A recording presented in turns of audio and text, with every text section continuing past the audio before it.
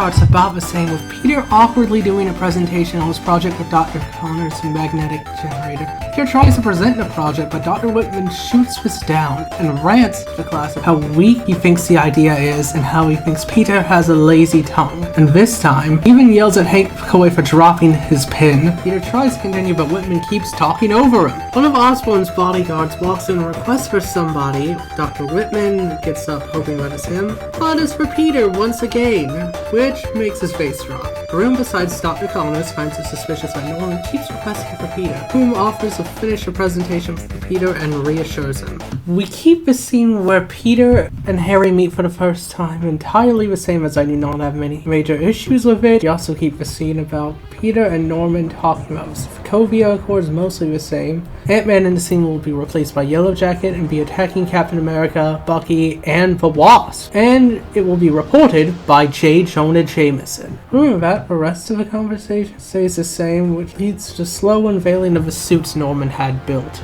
Peter tries to show Norman his design, which in this version looks a little more like the Amazing Fantasy 15 suit, but with the colors more similar to the final swing suit from No Way Home. But Norman tells Peter they are already past the design phase, shows Peter the Prodigy suit, which Peter isn't sure about, but Norman reassures him. We keep the purse snatching scene the same, with only one small difference. The main robber will be dressed like Flint Marko and look like him, but will not be the Sandman yet. Spider-Man will still get humiliated due to his cape getting caught on the wall. The old lady will instead post this to the Daily Bugle, and we can even hear J. Jonah Jameson bad-mouthing Spider-Man as Peter takes off the Prodigy suit and asks Norman to see the other options. We will keep the scene of Lonnie bringing a rose he picked from his mom's garden to his girlfriend, change to be Brady Brandt, same as I have no real issues with it. The conversation dialogue will also stay the same, just as Betty leaves. Big Donovan calls Lonnie and tells him that he's on the clock. I'm going to keep the Hornet suit scene exactly the same, as I think it makes for some good comedy and maybe a future setup for Beetle. The next scene stays pretty much the same, where Bulldozer and Big Donovan talk about the scoring gang. Lonnie does his homework, is chastised for it, points out how nobody is doing anything around here. Big Donovan makes Lonnie pick up fast food for him in a dangerous part of town, and Bulldozer asks for some extra hot sauce. Scene cuts to a mother and her daughter holding a balloon, skipping, and her shoes come untied. She kneels down to tie her shoe, her balloon starts to fly away, and she chases after it. Gets stuck in a tree, Streak jumps into the tree, and out steps Spider-Man in the flying spider suit. He hands the girl the balloon. The girl is afraid of him. The citizens of New York start throwing stuff at him as he flies away. Peter tells Norman about how the suit scares people. Norman suggests adding a smiley face to it. Peter says that's even creepier. Norman explains that it's all a part of the development process and tells Peter to come back to Oscorp. Cut back to Lonnie Lincoln walking to the restaurant. When he arrives at La Fresca's, there's a woman with a scorpion tattoo with her arms crossed. Lonnie walks over to the counter and the cashier asks for his order, which is for Big Donovan, which causes everyone in the restaurant to glare at him, and the cashier just hands it to him. The order, that is. When Lonnie walks to the door to leave, he sees a tattooed woman from earlier blocking the door with two other guys. She says, "Tell Big Don we'll be seeing him soon." Lonnie just walks out the door with the order and starts running when one of the gangsters starts following. He manages to escape into Subway, relieved that he survived, but angry that he's even in this situation. The next scene cuts to the hideout where Lonnie delivers the food, and Big Donovan quips, asking if there's a long line there. Lonnie explains that he almost got jumped and asks who that woman was. Big Donovan already knows who he's talking about. He explains that her name is Camilla Black and that she's a second in command of the Scorpion Gang. Big Don says, and if you thought Camilla was unfriendly, the guy running the gang is an even bigger psycho. Lonnie responds, "Well, that's coming from you?" Big Don laughs and says, "Gargan makes me look like the Dalai Lama." Talks about how ruthless he is and how he picks fights with other gangs for fun. Lonnie says, "Your beef with him had nothing to do with me, and you sent me on his tour for a food order with your name on it." Big Don slams his fist on the table and says, "I keep this place safe from killers like him." If it gets too bad, I can get my family somewhere else, somewhere safe. Big Don counters back, "Where you gonna go, superstar? I'm sure somewhere out there is somebody worse than Gargan." Lonnie looks sad. Big Don explains that Gargan used to find people for a living and says, and now his go-to gal has seen your face. Lonnie counters, "Yeah, because of you!"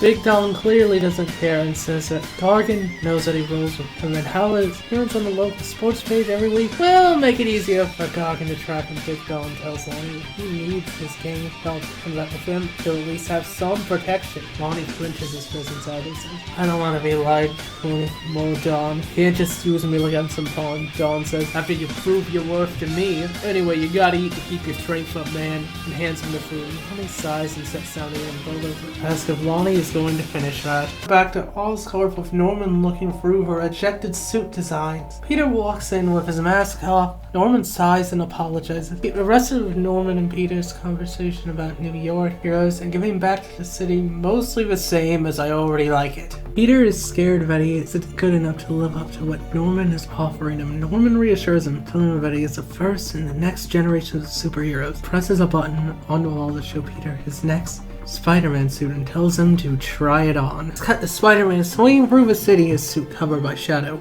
In the night, he flips off of a building to some funky music, swinging around until he lands on a window. We finally get a good look at the suit. It's mostly white, with black eyes, has a navy blue Spider-Man logo on the back and the front. Spider-Man seems excited, seems to really like the suit. Norman tells Peter to hold in his excitement for some real action. Spider-Man says, but it's so late at night! And Norman says, it's New York.